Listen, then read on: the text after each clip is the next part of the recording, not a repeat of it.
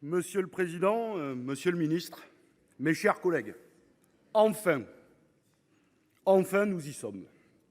Après de multiples questions écrites et orales de notre groupe, comme de différents sénateurs de tous les bancs, dont le rapporteur Laurent Duplomb. Après un débat en 2018, déjà à l'initiative de notre groupe, sur le bilan économique et les répercussions du CETA.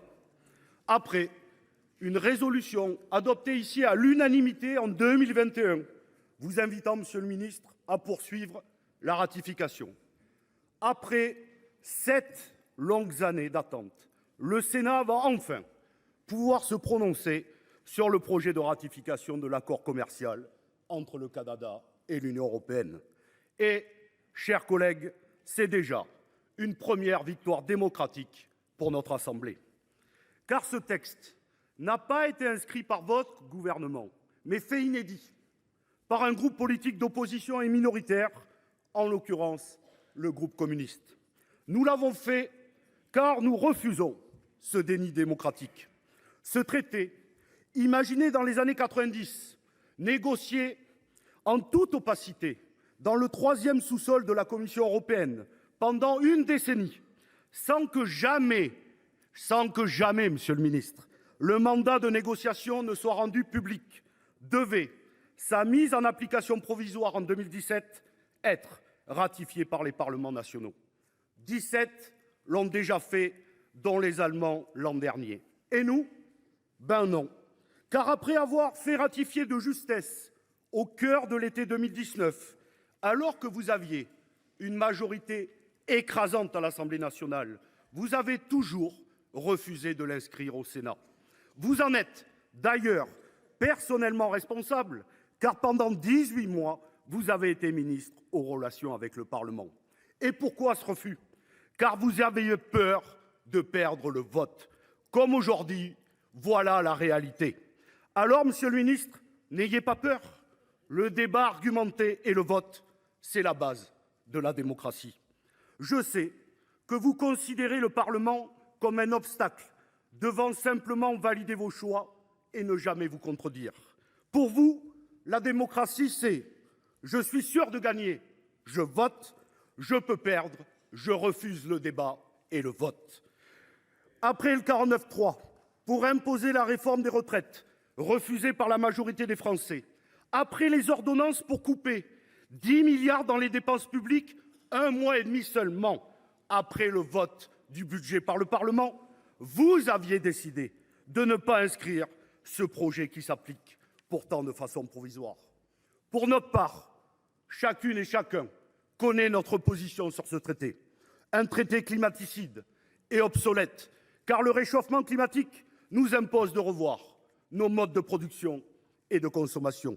Un traité qui est une concurrence déloyale pour nos agriculteurs, car les clauses miroirs, malgré vos mensonges, ne sont pas contenues dans les 2344 pages du traité et ne sont aujourd'hui qu'un mirage. Un traité qui met en place les tribunaux arbitraux privés, juridictions supranationales, devant lesquelles les multinationales pourront faire condamner les États si elles considèrent que les lois ont un impact négatif sur leur investissement. Enfin, un traité qui aura un impact sanitaire et sur nos vies, avec les bœufs nourris aux hormones, le soja dopé aux OGM ou encore le gaz de schiste. Je veux dire à mes collègues, quel que soit leur vote, qu'il sera bel bien, qu'il n'aura été permis que parce que nous l'avons proposé et que malgré les multiples pressions pour nous faire reculer, voire échouer, nous avons repris la main collectivement sur l'exécutif qui voulait, jusqu'il y a encore quelques jours, retirer le texte à l'ordre du jour.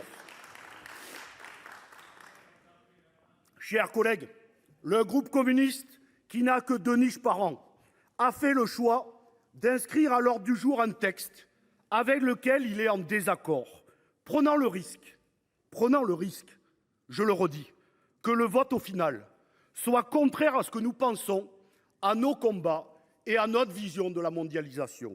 Nous l'avons fait car nos institutions comptent 2 chambres, dont le Sénat, et qu'il est temps que le processus démocratique soit enfin respecté et complet.